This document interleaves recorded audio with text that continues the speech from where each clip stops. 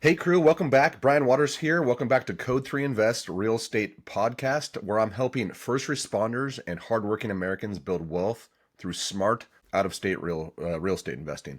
Today we're going to dive into one of my favorite topics. It's something that came up in one of the other podcasts that I did on the 4 pillars, and this is called appreciation. So this is one of my favorite topics. It's a really good way to build wealth through real estate, and we're going to dive into the history of it. We're going to give some examples of some of the properties that I deal with, but the first and foremost, let's start with what is appreciation. So appreciation is simply the increase in a property's value over time. It's just one of the 4 pillars, but to me, it's one of the biggest ones. Now, there's a couple kinds of appreciation, you guys. There's organic and there's forced appreciation. Organic is quite simply just the value of something going up over time. The longer you have it, the more it's worth. And forced appreciation is a little bit different strategy, but you're going to hear in the real estate world, it's also called value add. So a perfect example of how to add value or force appreciation into a property would be to buy a property at a low value. You're going to spend some money remodeling it, and you're going to bring it up in price. Nicer stuff is worth more money. So this often increases the value of the home more than you put the money into the construction side of it. Thus, you get to have forced appreciation. This is found often when you do what's called the BRRRR process, the buy, rehab, rent, refinance, and repeat. I'm going to spend a lot of time talking about that in another podcast. Also, when you do fix and flips, people do that same process. So here's a perfect example in real life of how this came to fruition and helped me. So I had finished a project and I went to refinance it. I was going to keep it, and the appraisal came in pretty low, to be honest. I was pretty bummed. It does happen. And when I talked to the appraiser, he just said, "Hey, look, your kitchen is just not that great. The contractor must have not done a very good job." And so he said, if you could bring that value or the kitchen up to a little bit more modern, we can give you a better appraisal. So what I did is I spent $5,000 to remodel the kitchen. And when I did that, it went and it appraised for 15 grand over what it appraised for the last time. So my $5,000 made me an extra $10,000, if that makes sense. That's forced appreciation. I often see that happen when you have to do just basic stuff like painting or putting in new flooring or maybe fixing up a bathroom to be a little bit nicer. It's added value that the buyer or the tenant or the appraiser or the banks, they all love nicer, newer stuff. It tends to stay nicer longer, and so it gives you that appreciation within the house. So those are the two different sides of appreciation. One thing I think it's important to talk about is a little bit about the history of the housing market and how appreciation fits into the history. That's going to set the framework for why I love it so much. So over the past 100 years in the United States, homes have appreciated at about an average of 5% annually.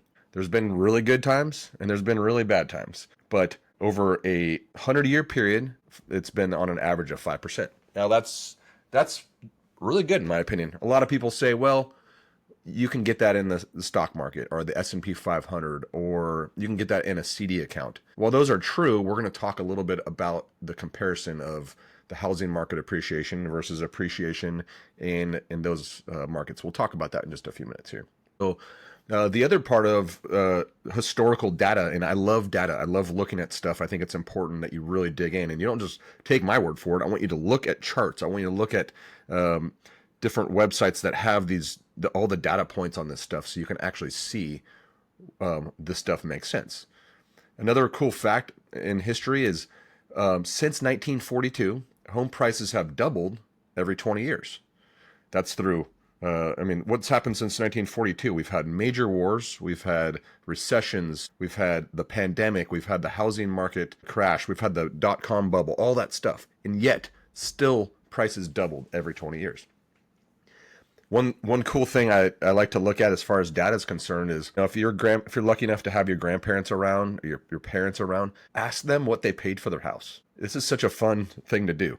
My parents bought their house in Southern California in the late 70s for about $75,000. Now, it's just a 1,400 square foot home. They've done a good job keeping up, but it's nothing crazy and special. Right now, those homes in their neighborhood are going for like $1.8 million. That's crazy. So that's how appreciation works. So look at your own home. Have you purchased a home? And even in 3 or 4 years, has it gone up in value? That's appreciation right in front of you. So it's not hard to be a real estate investor. You gotta buy something and sit on it long enough where it's gonna make sense. So the other part about the equation of history of appreciation is it has only gone down 7 times in a 75-year period. That's crazy. When I heard that statistic, it blew me away. Again, there's been times where it's been 13, 14%. There's been times where it's been down, and it's only been down 7 times. And a few of those, most of those, were during the housing market crash, 2008, 2009, 2010. That wasn't a housing market crash, and we can get more into this later, but that was what most in the industry considered a lending problem, a lending crisis. They were lending to everyone, even people that were not qualified, and that's what caused that. But if you held your homes during those times, which a lot of people did, they became very, very wealthy. That's where generational wealth became huge. And so I love that statistics. It's crazy. You could look at the stock market. Shoot, the stock market's been down multiple times. It's down daily sometimes. So what I would like to do is now compare appreciation in crypto and stock markets to real estate. I'll be completely honest, I'm not a big stock market guy. I don't invest in the stock market. I don't invest in crypto. So take this with a grain of salt. If you're good at that stuff, shoot, go for it, man. I think it could be a good way to make money. The problem is most people do not understand what they're doing. They're speculating, they're gambling, they're just putting money into those things, hoping, wishing that one day those are gonna do well. So let's break down crypto first. Crypto it's somewhat new, I guess, right? It's pretty volatile. I watch it daily just for fun. It goes up, it goes down. Elon Musk tweeted something. Him and the current president are not super happy with each other right now, and crypto just bombed again. It's not a tangible asset. You can't live there. There's nothing you actually own. It's a digital currency. There's no cash flow. You don't have any tax benefits. There's no leverage. Sure, it might go up 10x at some point. It might go to zero. Honestly, you're just speculating. You're not investing. I hope for everyone's sake that's in it, that it goes up a lot. Sure. I would love to see that happen for people. Now let's take stocks on the other side. Stocks generally, average between 7 and 10% annually. That's a good S&P number historically. So people would argue, man, that's better than 5% in the real estate market. And I agree. But we're missing a couple things here. Number one, you're missing leverage. You have to use all of your own dollars to put into the stock market.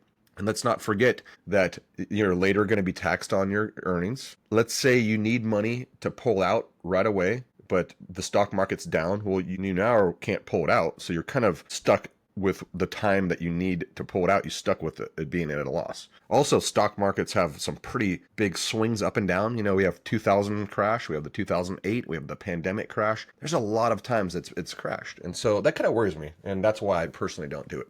I'm not telling you not to do it. I'm just saying this is why I don't.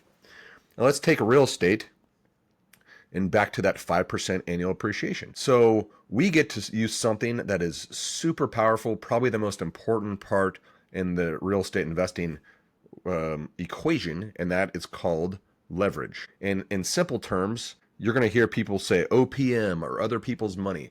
That could mean a lot of things, but that to me usually means the bank. The bank is going to lend you money to go buy a house, or maybe a private lender is going to make you or lend you money to buy a house. So let's take this example of the bank lending you money. They're going to lend you 80% and you're going to put down 20%. This is very typical when you're doing out-of-state rental properties. So let's just use a perfect example. It'd be a $100,000 house. We're going to take $20,000 and they're going to give us $80,000.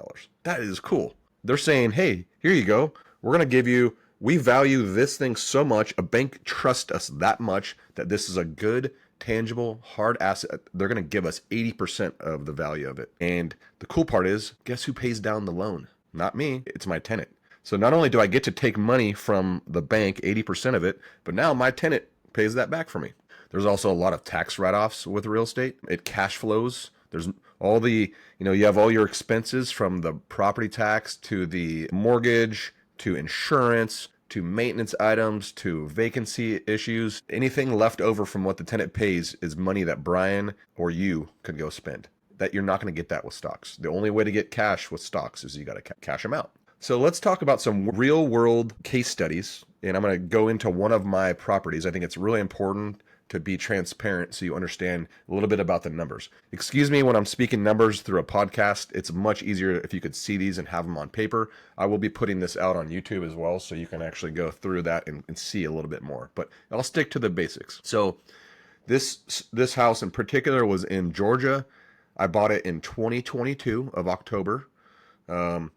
And it's Hart Street. That's the street it's on. I bought it for $166,500. It was turnkey, ready to go, fully remodeled with a tenant in place. About as easy as it can be. And that's what I teach to all my clients. I teach you how to buy turnkey properties with renters in place and how to run the numbers. It is a very, very foolproof way to do this.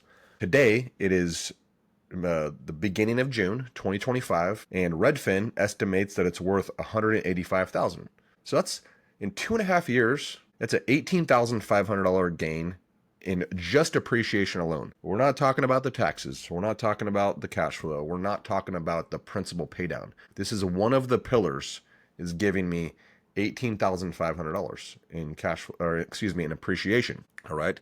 My down payment on this place was, with closing costs, was $46,000. And when we put this into our software and we put in 5% appreciation gain, the cool part about our analyzation software is it marches out to a 10-year period. So you can look into the future, look into that crystal ball. You can't do that with stocks and crypto, right? You can't do that. Here we can do that. It will appreciate in 5 years to $47,000 over what I purchased. So in a 5-year period, I get my initial down payment back. That's amazing. 100% return in a 5-year period. I love that. Just with appreciation again. Another great example is, we already mentioned my parents' house. I bought my home in 2002 in Huntington Beach, California for $500,000. That seemed like millions of dollars back then. It was a complete hoarder house, disgusting. We had to put a lot of work into it. Today, there's homes in our neighborhood. And just to be super transparent with you guys, we have a 1,300 square foot home. It's nice. It's nothing crazy. It's just a house, right? Today, homes in our neighborhood are selling for about $1.3 million. That's amazing to me. It blows my mind. That's an $800,000 gain in a 23-year period. Of course, 23-year period is a long time. But this is not a get-rich-quick scheme. This is a get-rich-slow scheme. But in 23 years, I've made $800,000 in just the appreciation portion of the equation. I don't know where else you could do that, you guys. I mean, you might win the lottery. You might go to Vegas. There's zero chances I could have saved that amount of money over that period of time without really impacting my family and working a ton. So, the next portion I'm going to talk about is a little bit more about the leverage. I'm going to give you an example of why leverage is super important in real estate and why I like it over crypto and over stocks, because they don't have leverage. So we already mentioned that when you put 20% down and the bank puts 80, you get to have the benefit of all of that. But let's go to an example of a $100,000 house again. So let's say I buy that house cash and I put $100,000 into it. And we already mentioned homes appreciate about 5% a year. So if it appreciates 5% a year, at the end of year one, my home is now worth $105,000. What rate of return is that? Well, I've gained $5,000 and I put $100,000 cash into it. That's a 5% return. That's still good. I like that return. But let's take that same example and put it into a leveraged situation. Now I go to the bank and say, hey bank, give me 80 grand. I have this 20 grand sitting over here burning a hole in my mattress. Let's buy a $100,000 house together. We're going to be partner up on this. And again, at the end of year one, it goes up to $105,000, just like the first example. But now what is our rate of return? Our rate of return is 25% because we only put $20,000 down. That is a 5x better situation. You guys see how important leverage is in real estate? It is literally the secret sauce. Okay. So what I want to reiterate is that this is a long-term game. This is like a crock pot versus a microwave. People are looking for that quick fix, that get rich quick stuff. That's not this. So if that's what you're thinking, I would highly advise you to look for a different way to make money. I'm in my mid 40s. I know for a fact this is going to allow me to retire about 10 years early with the strategy that I'm doing and that I'm teaching my clients. It's that snowball effect. It just takes time to get that appreciation. Look back to my parents and your grandparents and my Huntington Beach house and that property on Hart Street. Look at how much wealth that's already built. So the next time you're analyzing a property, or the next time you're listening to someone on a podcast and they're talking about cash flow and they're like, oh my gosh, I'm only getting $100 a month. Well, you're asking the wrong question. You should be asking yourself, what will this home be worth in 10 years? And to find that answer out will blow your mind. And that's how generational wealth is built. So I love this portion of the 4 pillars. It's one of my favorites. The cool part is it's not the only one. We still have 3 pillars left. We have the tax advantages, we have cash flow, we have principal pay down. We've already mentioned a little bit about the leverage. So we're going to talk about those in future episodes.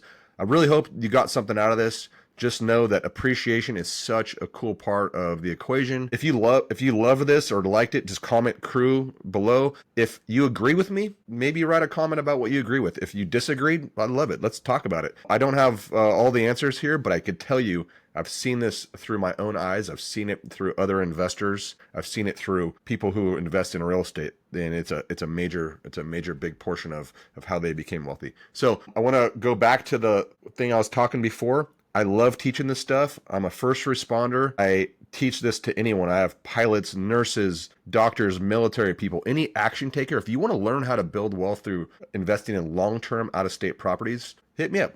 Hit me up through social media, code3invest.com. My email is brian@code3invest.com. You can go there. My number's probably online there somewhere. I know it's on my website. And we'll talk about if I'm a right fit for you and if this strategy is a good fit for you. The cool part is we could take this high income that we earn in California or wherever you're at, even if you're in the middle of the country, and you could put that to work in these amazing turnkey properties. So anyway, take care, you guys. Thank you so much for your time, and stay tuned for the next pillar. It's coming your way next week. Take care.